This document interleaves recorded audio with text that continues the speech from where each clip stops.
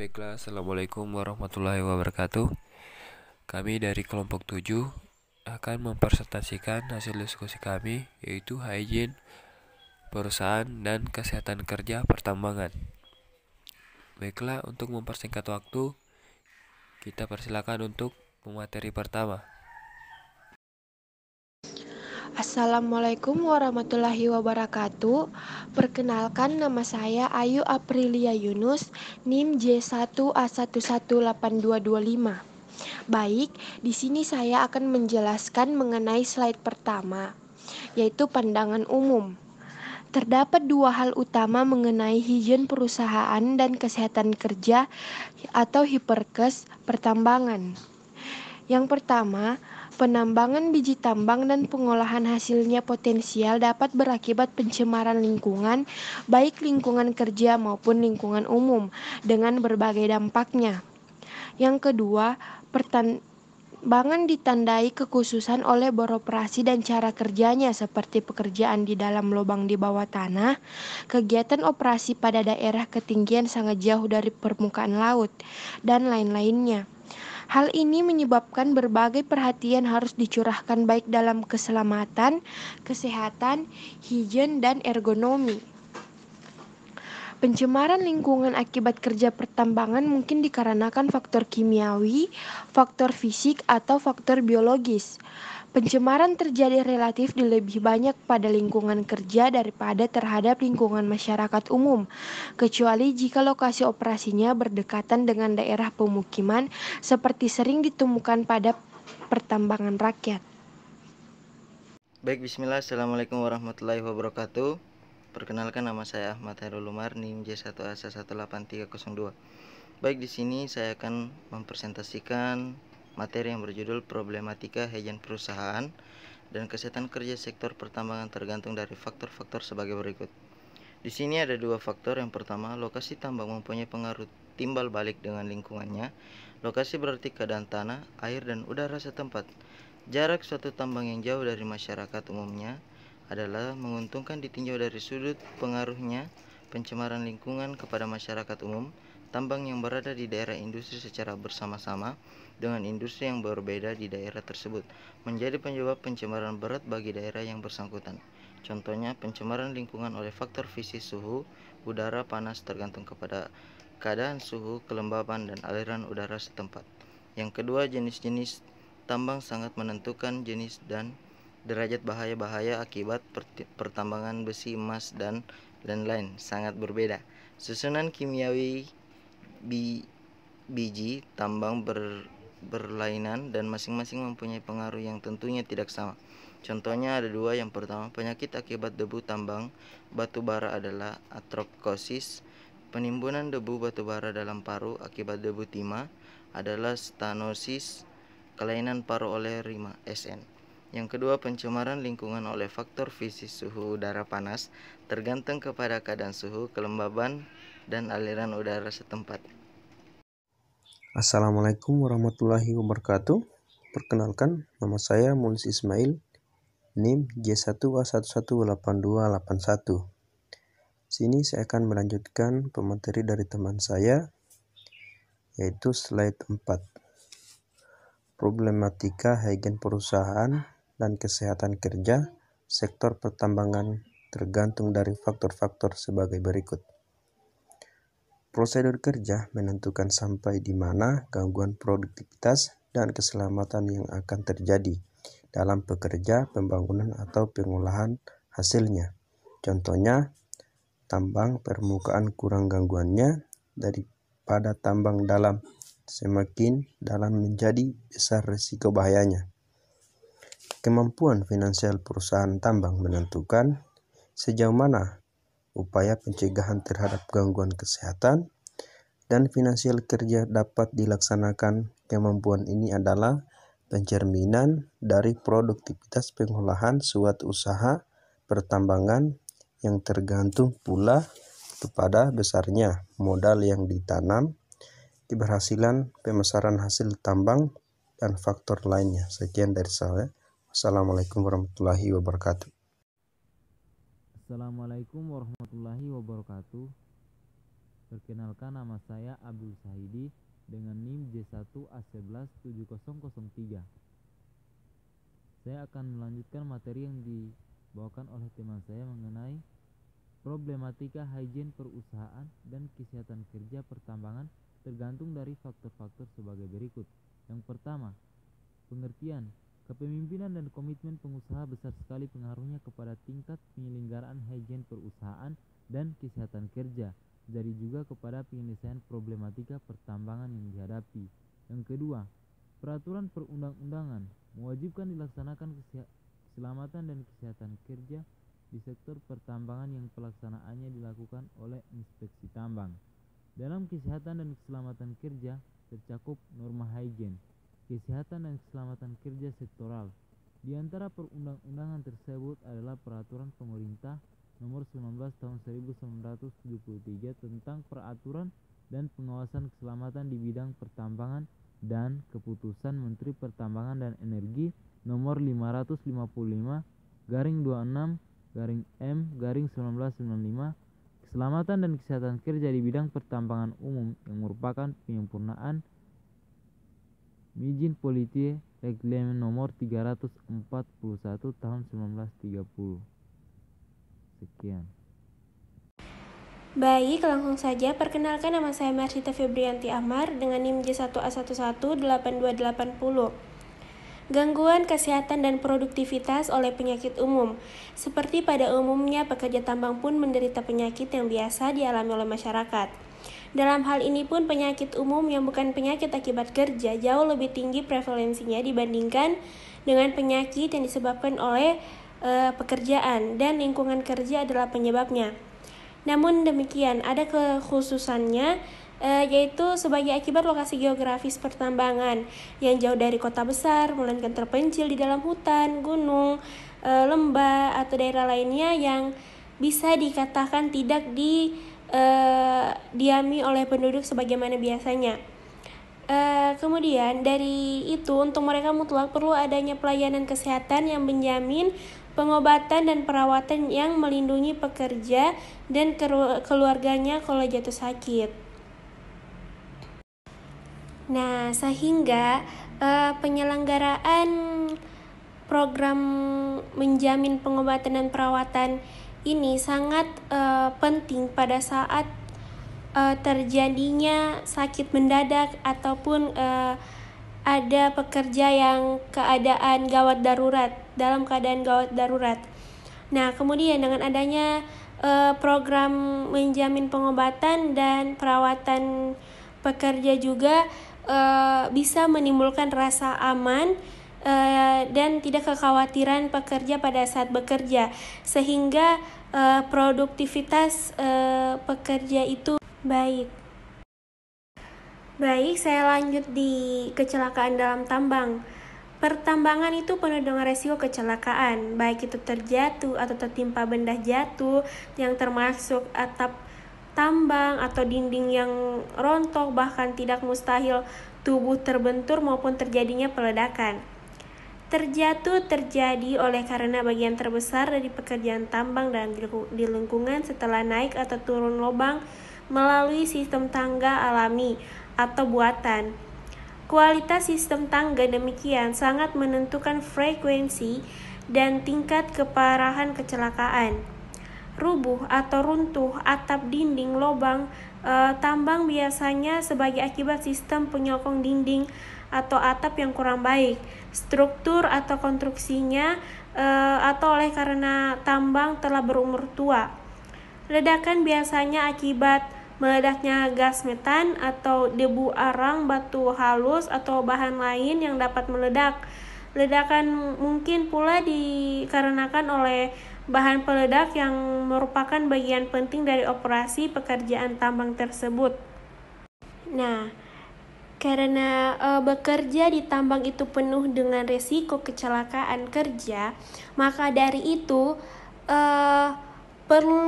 perlunya upaya pencegahan kecelakaan kerja itu dilakukan dengan sebaik-baiknya. Nah, kemudian bagi pekerja yang bekerja di bawah tanah, penerangan yang memadai dan lampu keselamatan itu menjadi syarat utama untuk upaya pencegahan kecelakaan kerja di tempat kerja. Nah, kemudian juga karena bekerja di pertambangan ini penuh dengan resiko, maka pada saat pekerja atau tenaga kerja mau bekerja perlu mengetahui apakah pekerja ini dalam keadaan sehat atau tidak. Maka dari itu perlunya melakukan pengecekan kesehatan pekerja sebelum bekerja. Nah, pengecekan kesehatan ini bertujuan untuk melindungi keselamatan atau kesehatan para pekerja yang memungkinkan tenaga kerja senantiasa dalam keadaan sehat dan produktif dalam bekerja.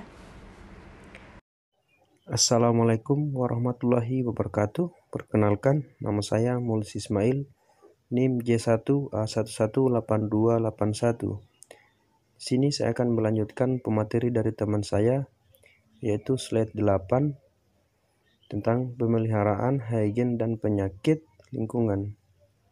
Lingkungan kerja pertambangan, terutama tempat kerja, dapat dipelihara kebersihan dan kesehatan dengan penerangan yang baik, ventilasi yang memadai, dan upaya higien dan sanitasi lainnya. Di samping itu, dapat diselenggarakan upaya lainnya yang dapat mengurangi risiko gangguan kesehatan, penyakit, dan kecelakaan, seperti pengoboran basah yang menurunkan kuantitas debu bebas masuk ke dalam udara, pelaksanaan cara memasuki tambang sesudah cukup waktu keberselang setelah peledakan diledakan, dan prosedur kerja lainnya yang memperkecil risiko bahaya debu terhadap paru. Baiklah, di sini saya akan melanjutkan presentasi dari teman saya. Perkenalkan, nama saya Muhammad Asarianto dengan NIM J1A118294. Baiklah, di sini saya akan membahas tentang penyakit akibat kerja pertambangan.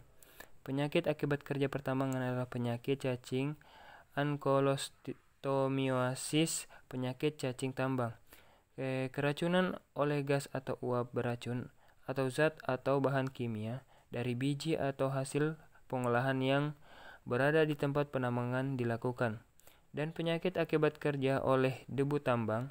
Selain itu, kecelakaan tambang menyebabkan kesehatan pekerja terganggu atau menjadi sakit, bahkan mungkin pula menderita kecacatan. Namun, begitu gangguan kesehatan atau penyakit yang diakibatkan oleh kecelakaan tidak termasuk ke dalam kategori penyakit akibat kerja. Penyakit akibat kerja pertambangan adalah kelompok penyakit akibat kerja paling tua dalam sejarah kemanusiaan. Yang berikutnya itu upaya pengembangan. Yang pertama, upaya untuk menerapkan higien perusahaan dan kesehatan kerja pada sektor pertambangan telah berlangsung demikian lama. Dikeluarkannya Mijin Pollution Recruitment pada tahun 1930 adalah bukti kuat bahwa sejak awal higien dan kesehatan tambang mendapatkan cukup perhatian oleh karena risiko bahaya yang dihadapi dan pentingnya upaya perlindungan tenaga kerja agar sehat dan mampu melaksanakan pekerjaannya. Yang kedua itu lokakarya pemeliharaan kesehatan dalam lingkungan kerja pertambangan telah diselenggarakan pada tanggal 28 sampai dengan 31 Maret 1973.